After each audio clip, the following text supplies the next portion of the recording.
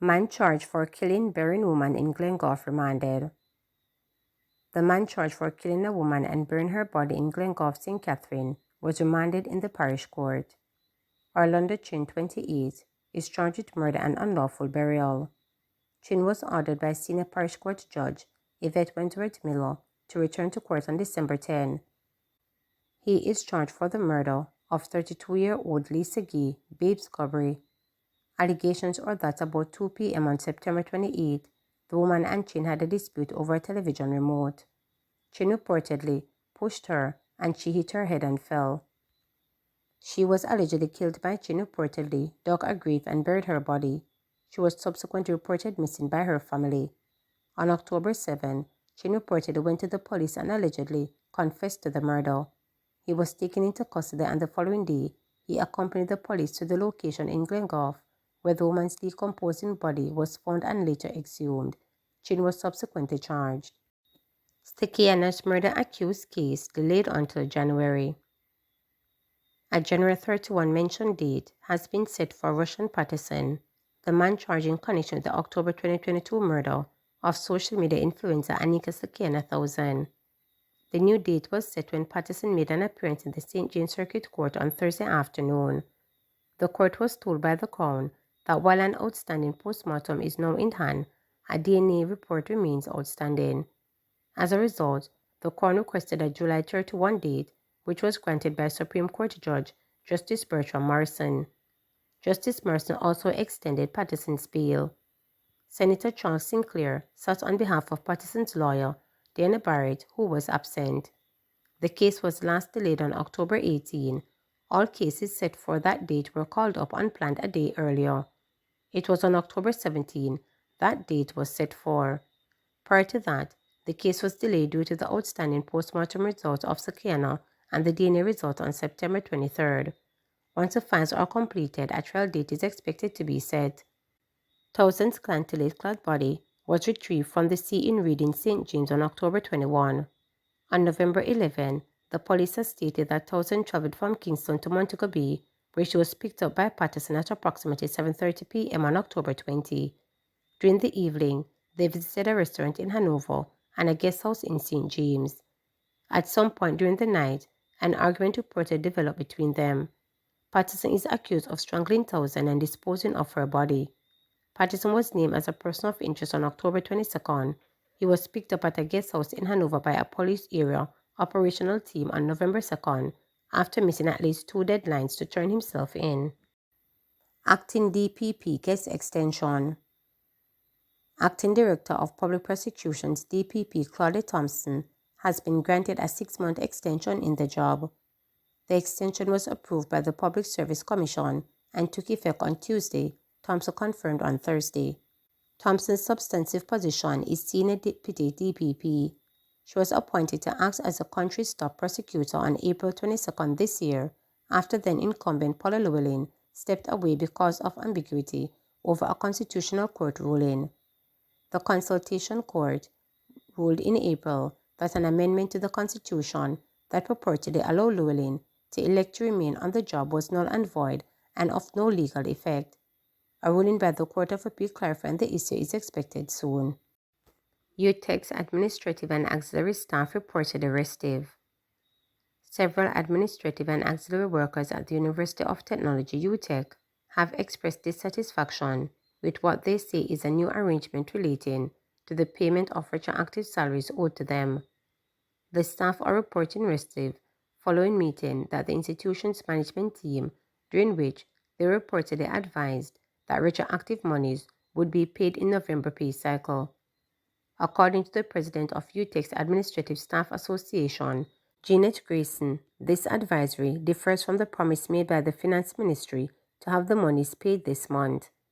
Ms. Grayson said the workers are upset that the new payment arrangement was finalized without consultation with the union. When questioned about whether preparations for school's upcoming graduation ceremonies slated for November 15 and 16 would be impacted, Ms. Grayson said the hope is that this will not happen.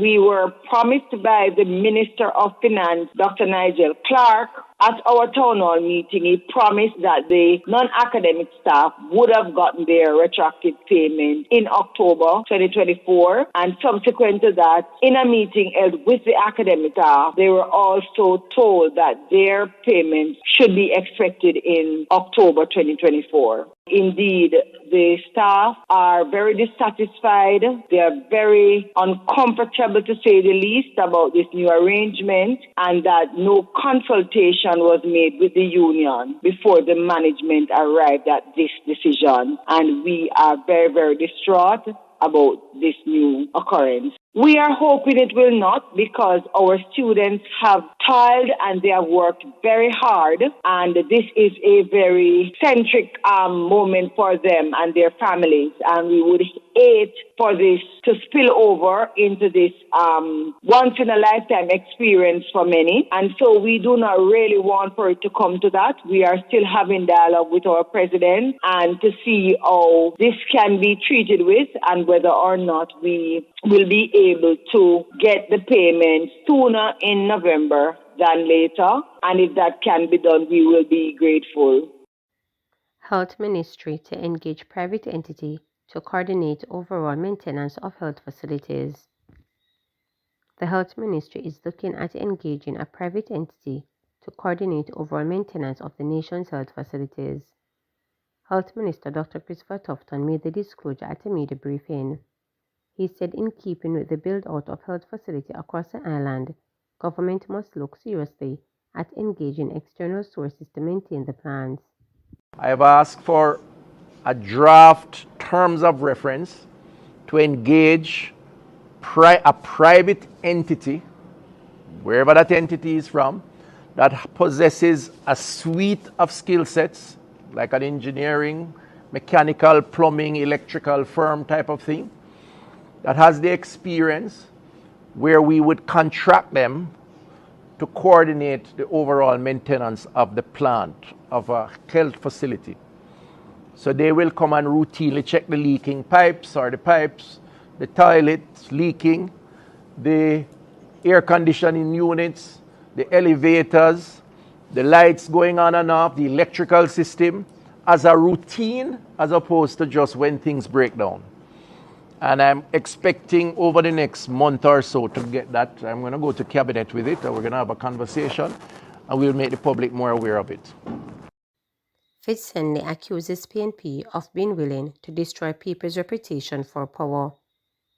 Government Senator Abga Fitzhenley has accused the opposition People's National Party of being willing to, without credible base, trample and mess up the reputation of hardworking and honest Jamaicans in a quest for political power. He made the charge when he was addressing a meeting at the Jamaica Labour Party youth affiliate Young Jamaica on Taylor Hall at the University of the West Indies Mona campus on Wednesday.